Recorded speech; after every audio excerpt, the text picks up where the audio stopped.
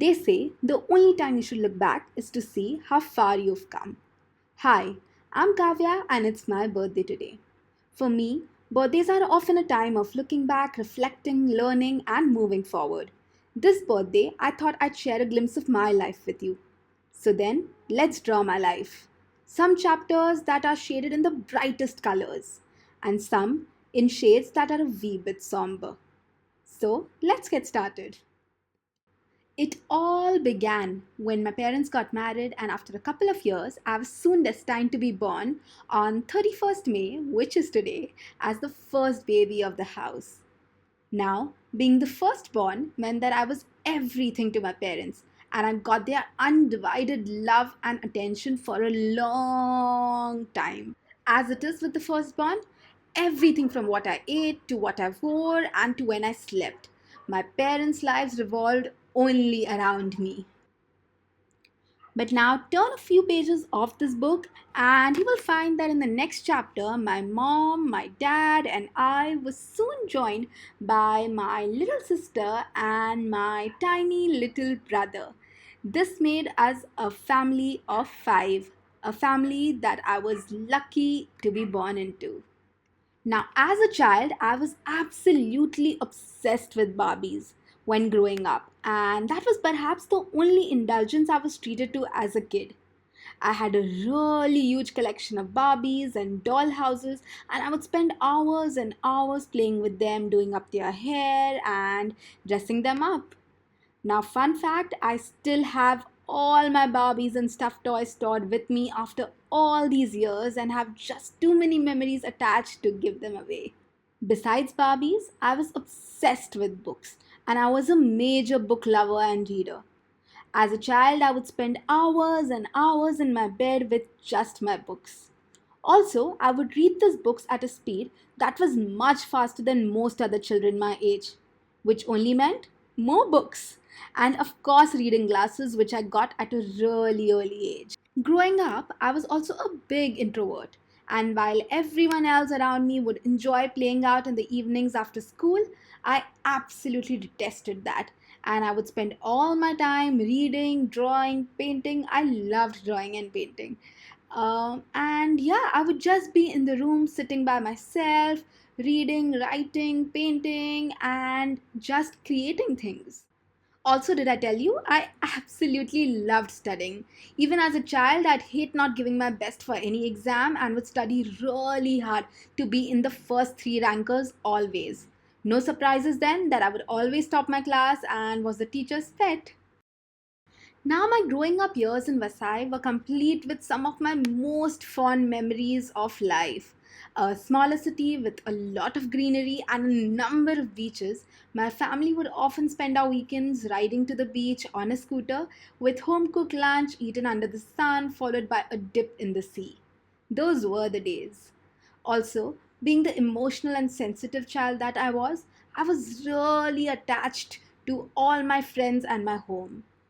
Now, all of this turned around when my parents decided to shift to Bombay. I was around 10 when the big switch happened. A new home, new school, new friends. I hated every single bit of it all. That one year was the toughest of my life until then. I hated going to the new school and I cried myself to sleep every single night.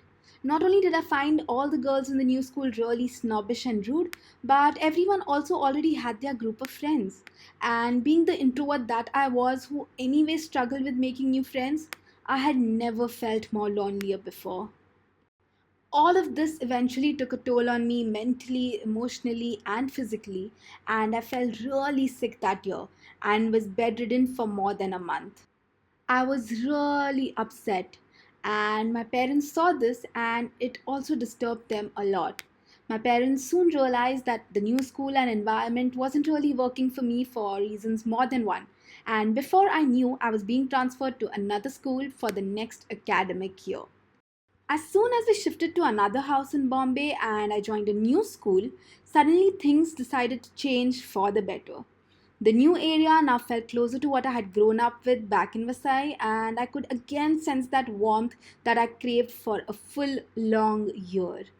Although I was bullied on the first day of my school by a bunch of girls, it's them who I ended up befriending and having as my girlfriends through thick and thin. And with them, I have made some of my most special teenage memories. Things for me as a student too slowly went back to like earlier. I was again doing well in my exams, participating in all the extracurricular activities like before, and I was soon really happy once again. Time flied, and by the time I was in my 10th standard, I was pretty certain about wanting to join St. Xaviers post my school and taking up arts. Now, I ended up topping my school in biology at the boards, and most people around me questioned why I had then chosen arts and not science despite my high scores. I, however, was really sure that I wanted to do something in the creative space, and thus there was no thinking. I took up arts. Like planned, I got my admission into St. Xaviers, and it was the start of a brand new journey. I was suddenly exposed to a whole new world.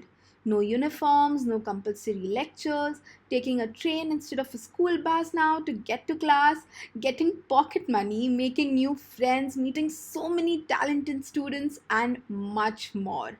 It was the start of something new. It was during this time in my first year and second year of college that I found myself doing some serious soul searching.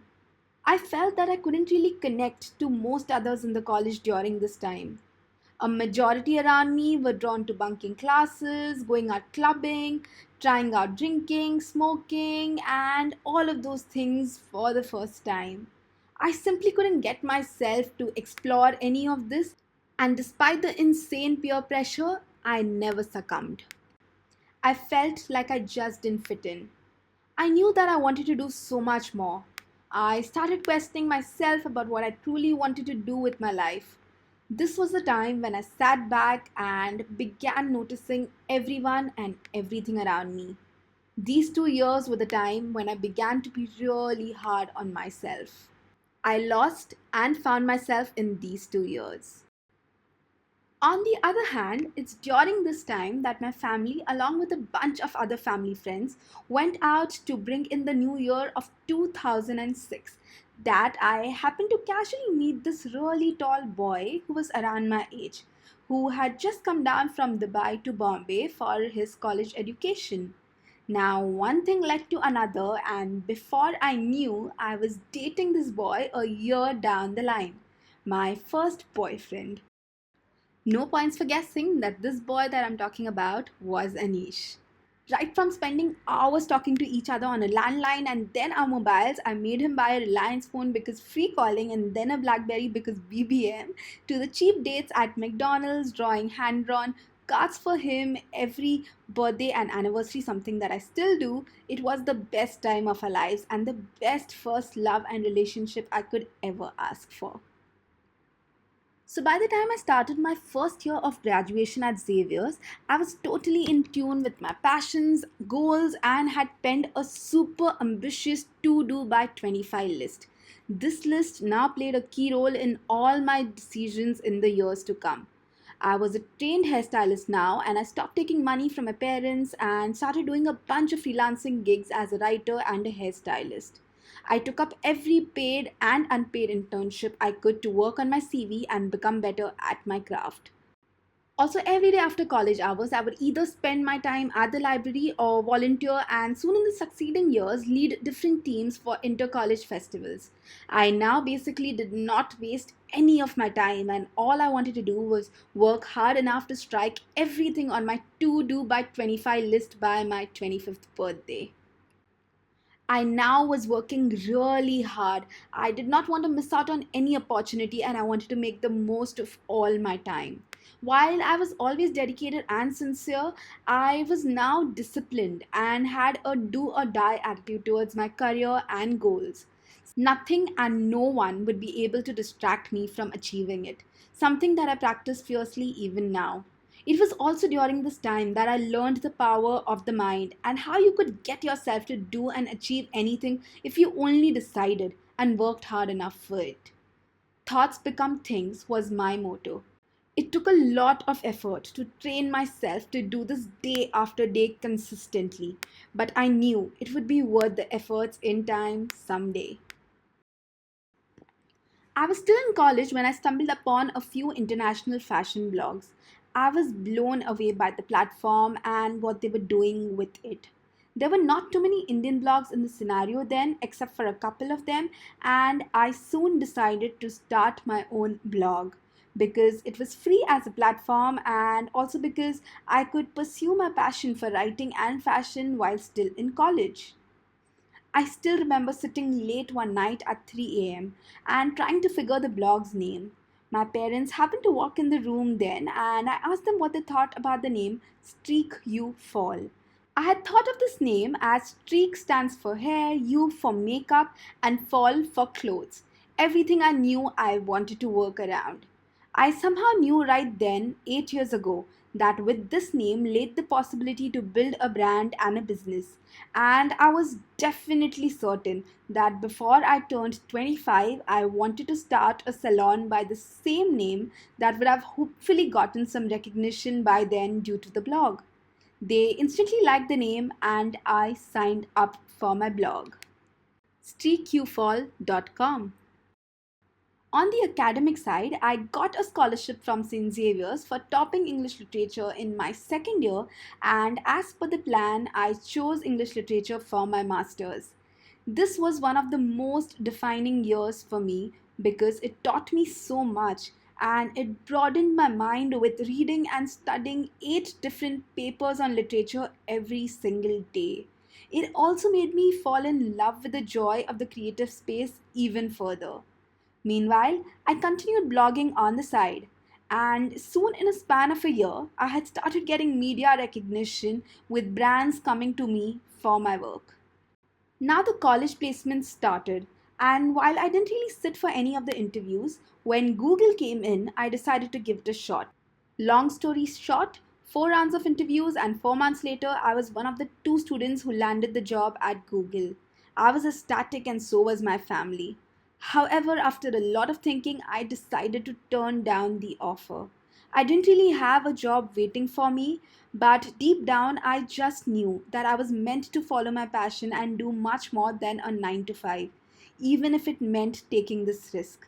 It was a big decision, and I decided to say no. As the dots are always meant to connect, soon after my graduation, I was approached on the basis of the work I was doing for my blog by an upcoming website to take over writing the fashion and beauty content for them.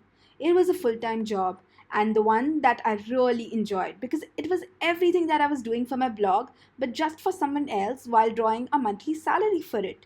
In that span of 1 year, I worked hard not only on my job on the weekdays but also on my personal blog on the weekend. Soon I was generating income from my blog, something that I had never imagined when I started. And just when things were looking up and doing great professionally and financially, I decided to quit my job. I realized I didn't really want the comfort of working for someone else, and I didn't see myself doing this for too long anyway. I wanted to work on my plans full time now and make all my goals a living reality. And for that, it was best that I quit. And so I resigned. Soon after quitting, the first thing that I did was bring home my very first pet and fur baby, Myra. Needless to say, I was smitten by her, and soon she became and still is the center of all my love and attention, and is undoubtedly one of the best things to have ever happened to me in my life. Something that I feel grateful for every single day. Also, now that I had quit my job, I started branching out my work as a freelancer and a blogger. Besides generating much more regular content for my blog now, as a full time blogger, I also started styling and working on a number of cover pages and editorials for leading fashion magazines, celebrities, ad films, and brands. Soon, I was also collaborating with some of the biggest names in the fashion and beauty space as a blogger. I didn't say it was a smooth ride, but soon I was close to finally living the life I had quit my job for. I was 24 now, And by this time, I had managed to tick almost all the contents of my to do before 25 list, including a really huge achievement that I will share with you all in due course of time in some other video. I knew that it was now time to make the decade long dream of starting my own salon come true. After a lot of searching for the right place and the right location that fit just right in the budget, I had found the place for my first salon. And a lot of tears and lows and disappointments and persistence later, on my 25th birthday, the board outside my salon that read Streakhuefall the salon went up. I cried a lot that day, and it was also the happiest and the most unforgettable birthday of my life so far. It was the day that I had dreamt and worked so hard for almost 10 years of my life. I could not believe that this was now my living reality. The salon was soon open to everyone, and this meant that along with full time blogging, I had this new business venture to handle. And it was all now double the work but also double the creative satisfaction. It was the biggest thrill to see and meet so many of my long-time readers and Instagram followers come in from Bombay and different cities and even different countries to get a haircut from me or a hair color or a makeover at the salon. I felt blessed and full of gratitude. And honestly, seeing all the happy faces after a makeover is still what drives me and motivates me even today. Honestly, sometimes it still feels like a dream. So while I was busy striking off things from my to do list, time flied by, and I had completed 11 years of being absolutely and utterly in love with Anish. And we finally got engaged with all our loved ones by our side on the most magical evening ever, which felt every bit of a living fairy tale on 29th November 2017. Meanwhile, as a blogger, I started thinking how I wasn't really challenging myself enough in the creative space now and was contemplating starting a YouTube channel for a very long time. Wanting to do more with my time and push myself further, I finally on February 1st, 2018 uploaded my first YouTube video after much doubt, deliberation, and apprehension, and thus started this YouTube journey and a new chapter of my life. The daily OOTD pictures, the travels, the perfect hair and makeup and photos, the best of clothes, it all looks super fun, glamorous, and easy on the outside. And as much as I love my work and I'm full of gratitude for everything that I do, there are still days when I wake up now feeling really low and lost. I question everything that I'm doing or have done and achieved so far. Self doubt, questions, and insecurities creep up every now and then, leaving me to fight the old battle all over again. With all the highs so far, there's been an equal share of lows, and for every success that you see, there's been a failure or two. However, over the years, after taking all the risks and refusing to settle, I find myself so much stronger both emotionally and mentally today.